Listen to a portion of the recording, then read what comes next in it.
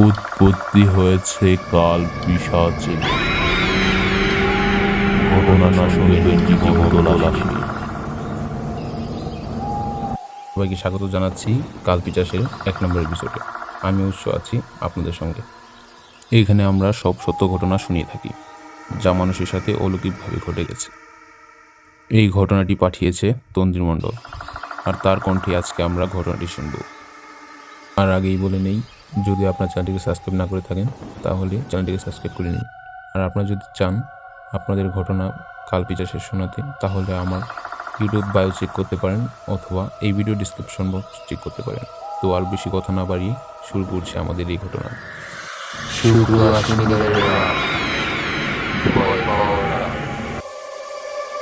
আমি এখন যে ঘটনাটি বলতে যাচ্ছি সেই ঘটনাটি হচ্ছে আমার মামার সাথে ঘটা একটি ঘটনা। তো আমার মামা হচ্ছে, আমার মামা বাড়ির সবাই হচ্ছে বরিশাল থাকতো। তারা যুদ্ধের কিছু আগেই তারা মুন্সিগঞ্জে চলে এসেছিল। মুন্সিগঞ্জে চলে আসার পরে তারা এখানেই স্থায়ীভাবে থাকার একটা চিন্তা ভাবনা করছিল। তো তারা হচ্ছে গুদিরবাগ একটা জায়গা আছে, সেখানে থাকতো। সেখানে থাকাকালীন আমার মামার সাথে এই ঘটনাটি ঘটেছে। পরবর্তীকালীন আমি আমার মার কাছে থেকে এই ঘটনাটি শুনেছি, কারণ আমার জন্মের আগে ঘটে যাওয়া এই ঘটনাটি। তো বেশ পুরনো একটি ঘটনা। তখন মুন্সিগঞ্জ বলতে গ্রাম অঞ্চলগুলো একদম বর্ষার সময় ডুবো ডুবো থাকতো, জলে থই থই করা থাকতো, চারিপাশে একদম মানে জল আচ্ছন্ন এরকম একটা অবস্থা। আর যারা মুন্সিগঞ্জ থাকে তারা তো জানি। তো আমার মামার সাথে যখন ঘটনাটি ঘটে সেই সময়টায় আমি চলে যাচ্ছি। তো মামা হচ্ছে বেড়াল পুষতে খুব পছন্দ করতো, মানে খুব আগের থেকেই তিনি বেড়াল পুষতে খুবই পছন্দ করতো। তার একটা পোষা বেড়াল ছিল। সে পোষা বেড়ালটাকে খাবার খাওয়াতো, স্নান করাতো, মানে খুব যত্ন সহকারে তার বেড়ালটাকে সে পুষতো। তো এমনই একদিন সে ঘুমিয়ে আছে, তার পোষা বেড়ালটি তার পায়ের কর্নারে গিয়ে, মানে বেড়াল হয় না যেমন দেখবেন যারা বেড়াল পোষে তারাদের কিন্তু ওই পায়ের কাছে গিয়ে, একটু হাতের কাছে গিয়ে, মাথার কাছে গিয়ে কিন্তু একটু বেড়াল শুয়ে থাকে। তো তেমনই আমার মামার বেড়ালটা পায়ের কাছে গিয়ে শুয়েছিল। বেড়ালটা খুব ছোট্ট ছিল, তো বেড়ালটাকে আমার মামা খুব আদর করতো। মামার অজান্তে, মানে ঘুমিয়েছিল তো মামার অজান্তে মামা কী করেছে, পায়ের কাছে সুরসুরি লেগেছে। মামা কী করেছে, ওই বেড়ালটাকে একদম ঝাড়া দিছে।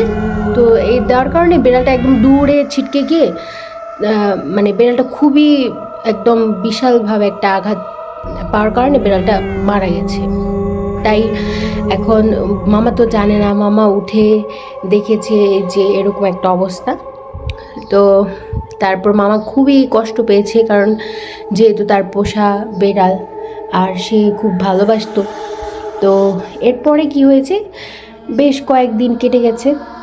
এবার মামা একদিন তার বাড়ির আশেপাশে যে বর্ষার সময় যে জল হয়েছে, সেই সময় আপনারা দেখে থাকবেন দুয়াইর বলে আর কি, ঠিক আছে, যার মধ্যে মাছ আর কি ধরে, ওগুলি গাছ আছে একটা, বিশাল বড় একটা হিজল গাছ ছিল, তার আশেপাশে আর কি জল জমেছিল অনেক। তো ওইখানে আর কি ওই দুয়ার পাচ্ছে। তো তারপরে একদিন ওই পাতার পরে দিন সকালবেলা আর কি ভোরের দিকে আজান দেয় নাই তখন, ওই সময় কী করছে মামা, ছোটো মামা আর কি ওগুলো উঠাইতে গেছে। তো এখন হচ্ছে নৌকা নিয়ে গেছে। তো যে নৌকা নিয়ে যাওয়ার পরে ওগুলো উঠায় এখন একটা একটা করে উঠাইতেছে। উঠানোর পরে এখন ওই যে ওখানে একটা গাছ ছিল, বললাম না ইজল গাছ ছিল একটা, ওইখানে দেখে কি একটা মানে বেড়াল ওই গাছের। তো মামার যেহেতু ওই যে এরকম বেড়াল পছন্দ ছিল, কয়েকদিন আগে বেড়ালটা মারা গেছে। তো মামা ভাবছে কি যে এখানে বেড়ালটা, তাহলে আমি এটা নিয়ে যাই। ওই কৌতূহলে মামা বেড়ালটার কাছে যাওয়ার পরে এখন আস্তে আস্তে ওই বেড়ালটা উপরের দিকে উঠতেছে।